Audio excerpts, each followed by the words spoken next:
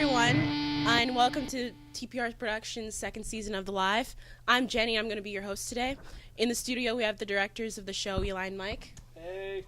And before we get into the first episode, we should take a look at the highlights of the last season. What's up, everybody? This is the fourth episode of The Live. I'm your director, Michael Bishop, and today we got special guests here. 30th of February. 30th. The Sands of Aurora. Alright, so what's up, everybody? This is Stu Kids. Here in the studio, Beta. Mental Metal here. And here we have Black Lines. Eli. What's up? Yeah. Woo! Alright, next up, a live performance from the band. Oh, yeah. Cool.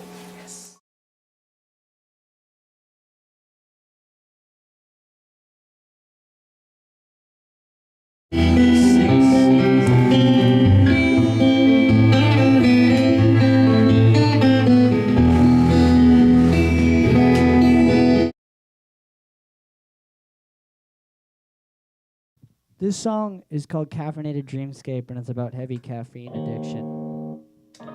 This is not on recording.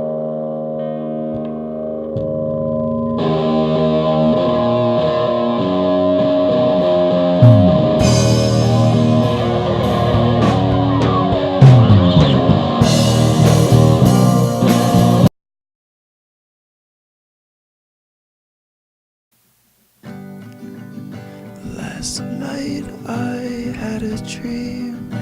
I got into my car. I drove it through the pencil sky that always seems so far.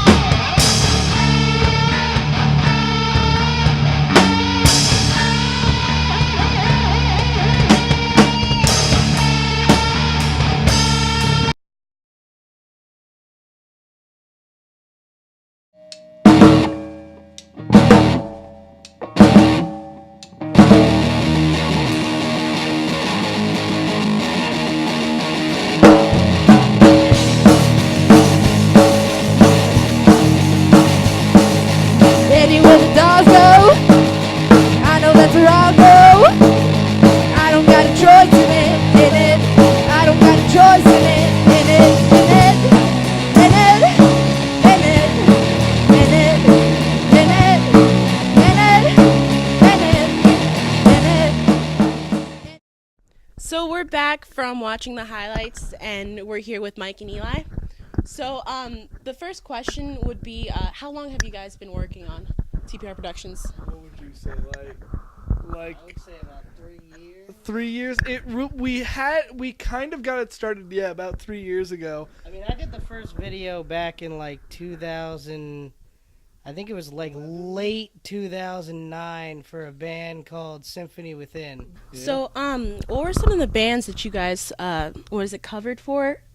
you guys would, with TPR production, you guys would record for them? Yeah, we would go out and basically, well, I would go out and I would like just film their performance, and that was it. Like I wouldn't interview them or anything. There would be like no, like that was the thing that I think that was missing was the communication with the band. Like I would just film them and then give them a DVD, and the problem was I wasn't getting like any appreciation for it. Like I would send them the stuff. The only band that really gave me appreciation and the people that are working with me now is the band now that's called Whiskey and the Martyr, but before it was the Symphony Within, and there's one member is Adam Jameson who's been in both bands, and he's the guy that really like That's what made us take off. he really like realizes like what we're doing. Like a lot of the bands just don't see beyond, like they don't get what we're doing, but like, and that's why we're making this episode.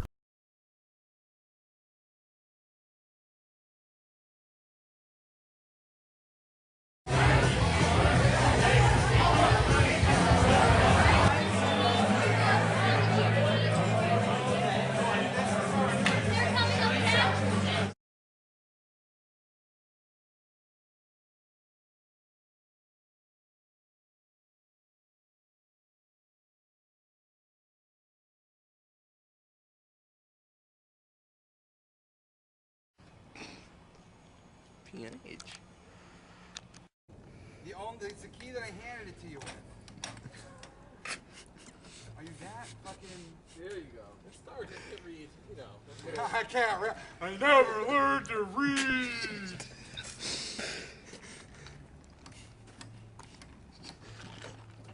next to the lights. And then... Yeah, it's alright, just turn the lights on. That's fine. So where's the switch to? I feel like I'm just gonna walk mine. What? Get out of the way. Whoops.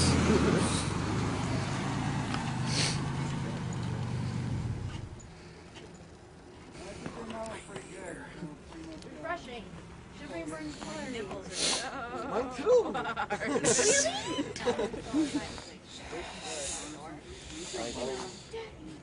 couldn't find her anywhere. I was like, Put it down. upstairs. Yeah, dude. What? Ah, dude. And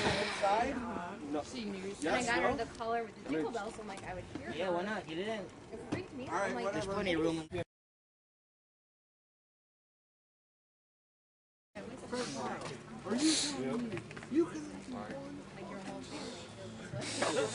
Alright, I'm going to see what you're doing.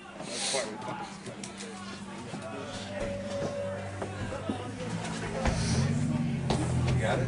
Yep. Yeah, it's heavy ass. What?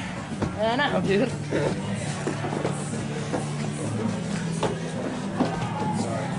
Oh my god. Sorry.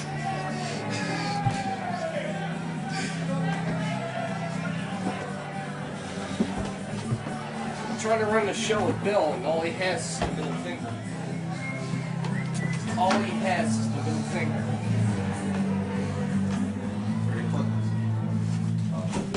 Where do you want it? On stage, right? Sure. Is that where we're playing?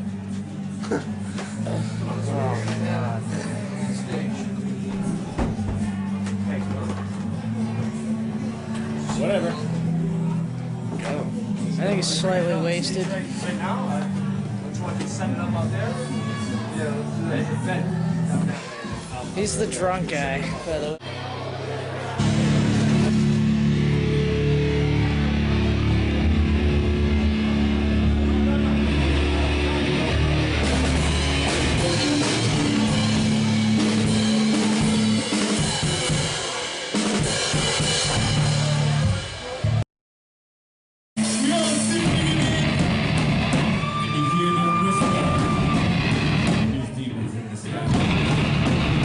Delicious thoughts only.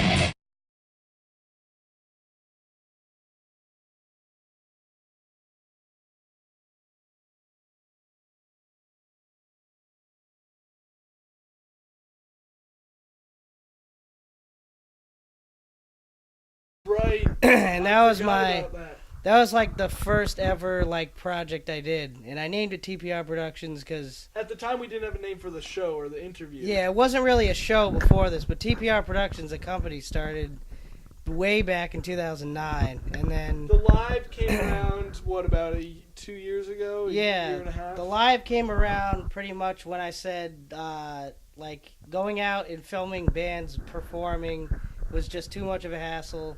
Bands started to complain about the quality and they weren't showing appreciation, so I just simply said, why don't we just bring it to a the bands with studio? us. And basically that was influenced, I took like a class in college that was a TV course, and I was like, oh, why don't I just have the bands come to me instead of me driving hours and then having it rain on all my cameras and them cutting off halfway through the shows.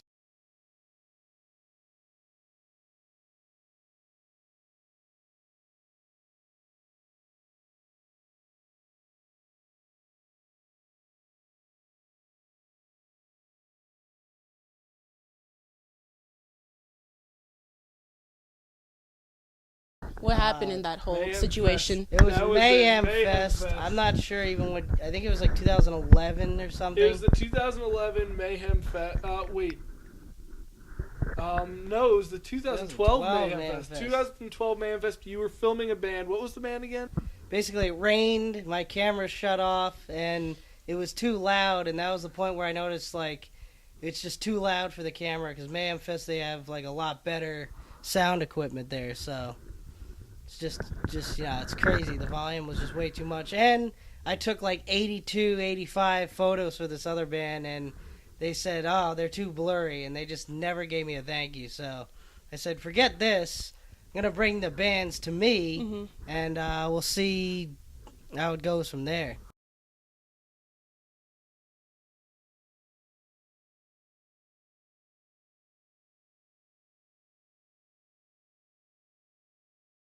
And, you know, on rare occasion you run into bands that just because they open for Mayhem Fest for 10 minutes think that they are popular and think that enough people like them to where they could treat anybody else like garbage, and, you know, it'll be without consequence. But the truth is, look, every fan counts. You know, you piss one fan off, he's going to tell his friends, and you lose. You end up losing 20 people.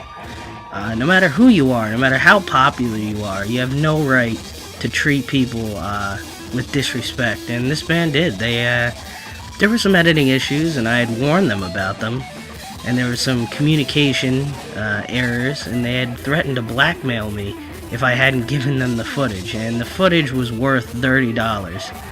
And they claimed that I was trying to rip them off and everything. But you know what? It's garbage.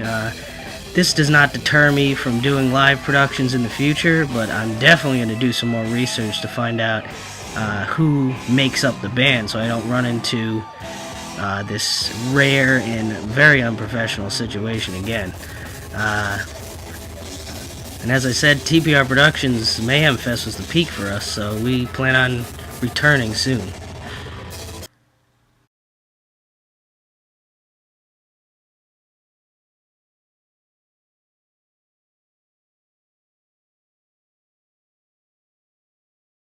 You can't treat other people like crap just because you think you're great. Pretty much. That's a good way to So we put it. started the internet show, and it's been going on for like, I think this is the second year. Yeah, this is the second year, and it's January, so we're gonna do like 4 or 5 bands for the first half of the season, and then the second half's probably gonna be in the summer after we do some live on the live episodes. Live on the live. That's a second segment we made. Sometimes we can't get bands in the studio. Not even just that, like, there's a difference between seeing a band on a video you saw on YouTube versus, like, seeing them, like, live, whether it's video or just going to an actual live performance. There's something different between studio performing and when they're just performing here and when you go to a live show. So live on the live is just bringing the live to like a show for a local band or anything.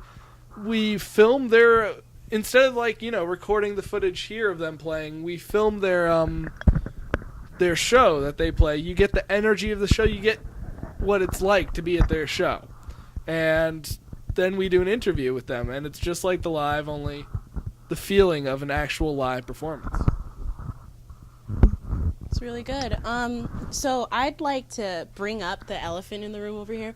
So what does TPR Productions stand for? What does it mean? Where'd you guys get the name? Well, I mean, a lot of people ask me, and some bands have actually figured it out. It's just the initials of my road, which is, it's Their Pond Road. And I came up with this name way before I even went to high school. So Way before you thought it was going to get dude, anywhere. way before I even was going to use it for this. I just used TPR differently. And then I was just like, oh, I should just do TPR Productions now because it's it was a production.